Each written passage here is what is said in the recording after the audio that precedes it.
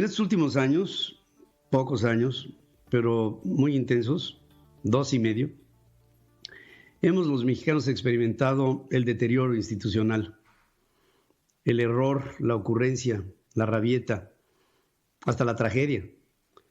Y todo lo hemos hecho en una intentona que nosotros estamos haciendo constantemente para hacer conciencia, que la sociedad mexicana exprese lo que estamos sintiendo.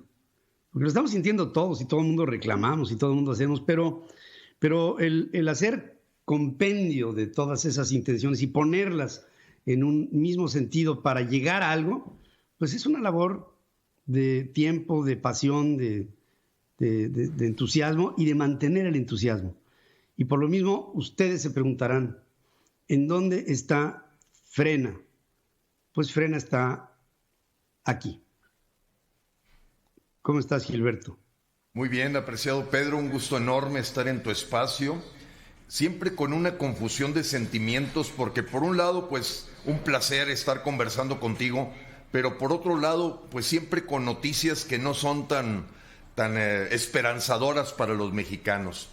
Bueno, pues me encuentro en tu terruño, Pedro, y lo que quisimos el día de ayer es decirle a la población mexicana que ya se concretó la denuncia penal contra el señor López Obrador y quienes resulten responsables de los delitos que habíamos sintetizado con pruebas, con hechos, con datos en el pasado juicio ciudadano del 21 de marzo, donde estuvieron presentes 420,000 mexicanos.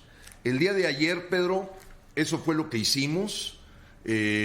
Me presenté en la oficina del señor Alejandro Gertz Manero y pues se hace una declaración de hechos que son la síntesis de todas esas procesos de trabajo, de participación de muchísimos mexicanos para presentar pues las pruebas, los hechos, los datos que permitan a Alejandro Gertz Manero pues en esta ocasión no dejar que duerma el sueño de los injustos, le diría yo, estas denuncias que hemos hecho.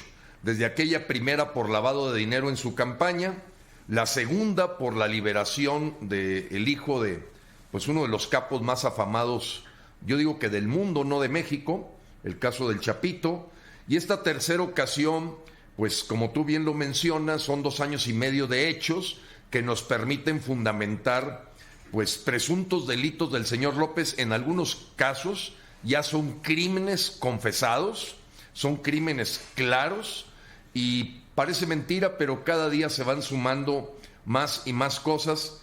Y bueno, ayer con un poquito de dificultad, pero finalmente logramos que el fiscal Alejandro Gertz Manero, a través de su oficina de recepción, nos sellara el acuse de recibo y recibiera toda la información. Debo destacar que me llamó la atención que documentos electrónicos no son recibidos ya por la Fiscalía. Nosotros presentábamos un video testimonial del veredicto que dieron los ciudadanos mexicanos el pasado 21 de marzo, pero bueno, vamos a buscar la manera de hacérselo llegar, pero sí toda la documentación escrita, Pedro, pues fue recibida. Y bueno, pues la verdad es que esto para nosotros es un fundamento y un antecedente para llevar a tribunales internacionales lo que aquí se omite analizar, se omite investigar y que muchas veces, aunque nosotros nos ofrecemos como coadyuvantes de la investigación, tú sabes que es una jurisdicción de la propia Fiscalía General de la República el decir si te llaman o no para efectos de que coadyuves. Nosotros siempre nos ofrecemos como coadyuvantes. A veces ellos se limitan ni siquiera a darte el número de la carpeta de averiguación y bueno, por las primeras 2 demandas que están vigentes, debo decirte que es increíble que no te pueda dar el número de carpeta de investigación. La pregunta es, ¿qué está haciendo Alejandro Gertz? ¿Se está dedicando a ser una policía política de los contendientes de la oposición para tener, yo le diría, carpeta de averiguación y plata?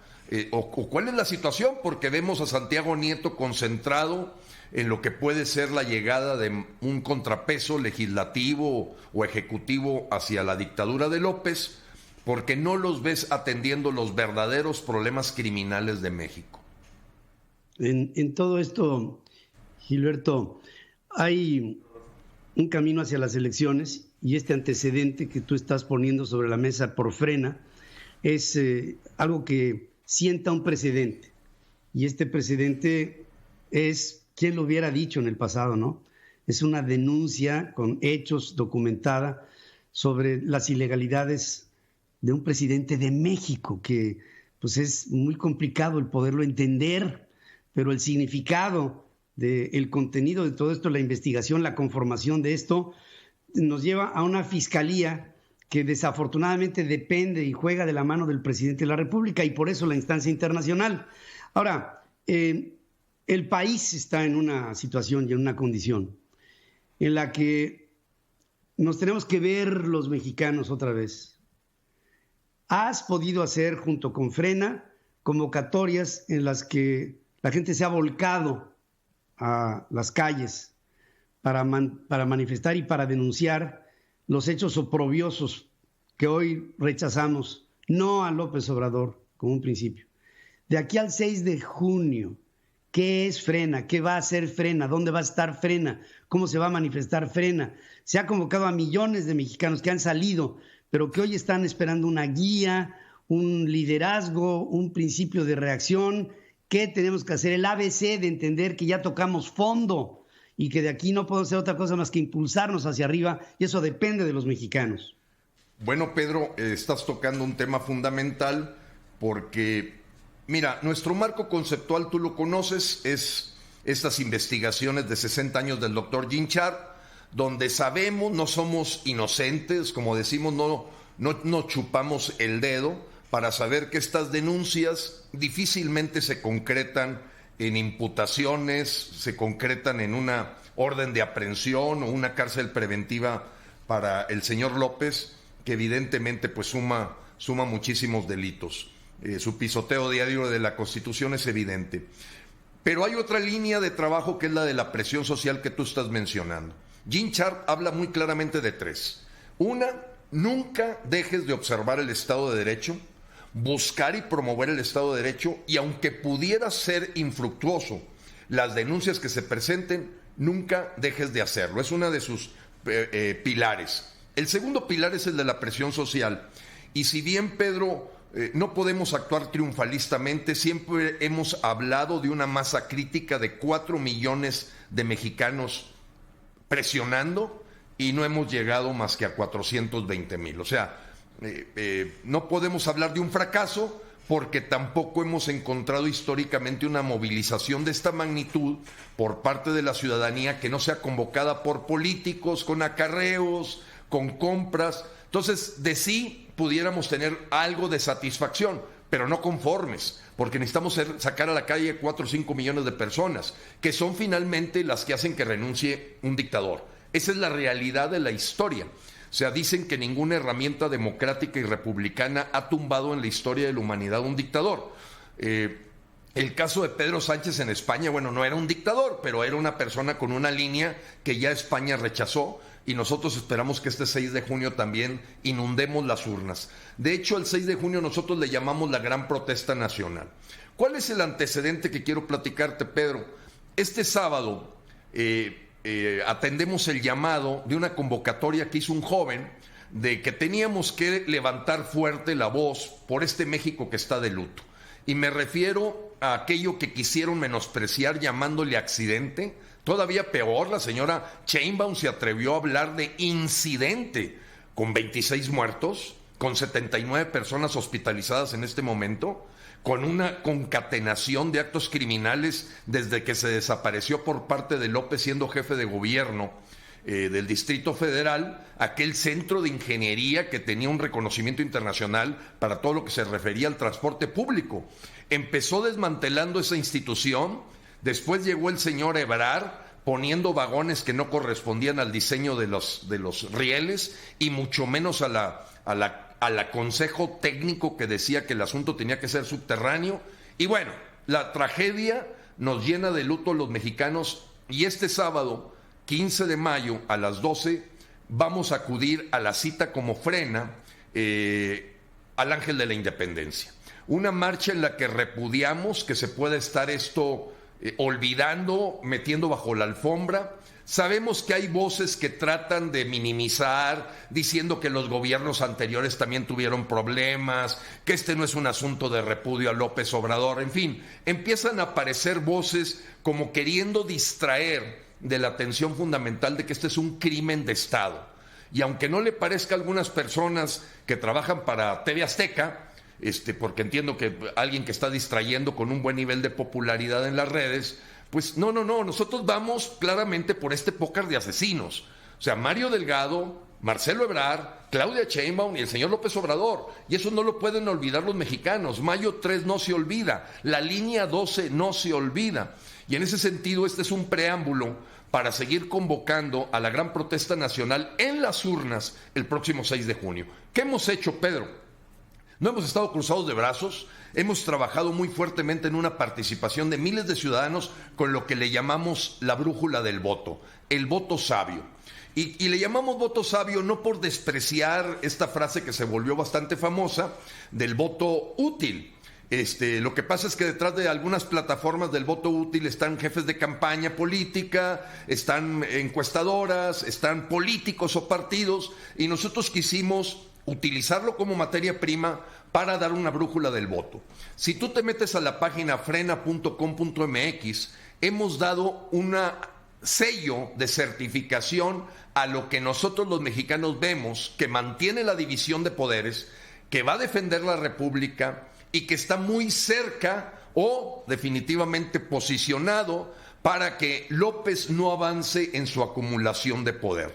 El voto sabio se traduce en una brújula de sello Frena, un pequeño software en donde en 3 minutos tú das tu estado, tu municipio, y te dice por qué alcalde Frena te recomienda votar después de un análisis concienzudo, persona por persona, por quiénes no votar, cuál es el distrito que te corresponde de acuerdo a la sección de la credencial de elector, y te dice exactamente quién sacó el sello Frena en el estado de Nuevo León, en San Luis Potosí, para los 15 puestos de mandatario. El sello Frena ya está dado para 300 candidatos a diputados federales y hoy se libera ya al menos 800 alcaldías de México, donde hubo un trabajo de la gente de Frena de los últimos 2 meses para tener un ojo ciudadano de qué tipo de empleado y servidor público queremos, pero al mismo tiempo siempre sin perder de vista que tenemos que restarle poder a esta dictadura que está acabando con México, Pedro. La cita es mañana a las 12 del día en torno al Ángel. Es correcto, y ahí, pues bueno, nosotros vamos a darle su lugar a los convocantes, seguiremos la marcha, pero sí hay la intención, pues en general de la gente de Frena, de presentarnos en el Zócalo claramente para pedir la renuncia en el mismo lugar a Sheinbaum, a López Obrador y a Marcelo Ebrard, para que se retiren de sus puestos y la investigación del crimen de Estado ocurrido en la línea 2 en la estación Olivos se analice con imparcialidad, objetividad. Lo menos que esperarías es que Claudia Sheinbaum ya presentara su renuncia y Marcelo Ebrard no poniéndose en una posición de autoridad que pueda dificultar la investigación para finalmente no nos ocurra lo mismo que ocurrió con Ayotzinapa, con Tlaleuilpan y sin duda con el asesinato de Erika Alonso y Rafael Moreno Valle, en donde todo se va poniendo debajo de la alfombra, y como es el mismo caso de la masacre de los Levarón, en donde con pena es terrible lo que menciona Adrián, de que era su abogado defensor y que ayer fue asesinado en la zona de Cajeme. Querido Gilberto Lozano, te agradezco tu presencia, agradezco el ánimo de toda esta convocatoria, que como bien tú lo dices, no ha sido porque se hayan quedado con los brazos cruzados, ha evolucionado Frena, y la evolución de un movimiento social que defienda a un país no es de la noche a la mañana, es tesonera y ha sido tesonero Frena, es valiente y ha sido valiente Frena, es constante y por supuesto que lo ha sido. Desde aquí mi respeto, mi cariño, invitando a todo México a que el día de mañana, en torno al Ángel, 12 del día de luto, estemos con este movimiento convocado por un chamaco que es el alma de lo que todos los mexicanos debiéramos de estar pensando. Gracias por tu participación. Gracias, Pedro. Y bueno, déjame darte una pequeña cápsula de esperanza. Lo que no me imaginé que pudiera empezar a ocurrir en muchos de los estados, sí, ya parte de las cúpulas empresariales, no directamente las institucionales, han tenido que ser empresarios de la parte media, alta, que no están necesariamente en las cúpulas, que han dicho, ya nos dimos cuenta que tenían razón. Esto es una dictadura, este país va a la debacle, cada día está peor y nosotros creo que hemos equivocado el camino al apostar a mesas de diálogo.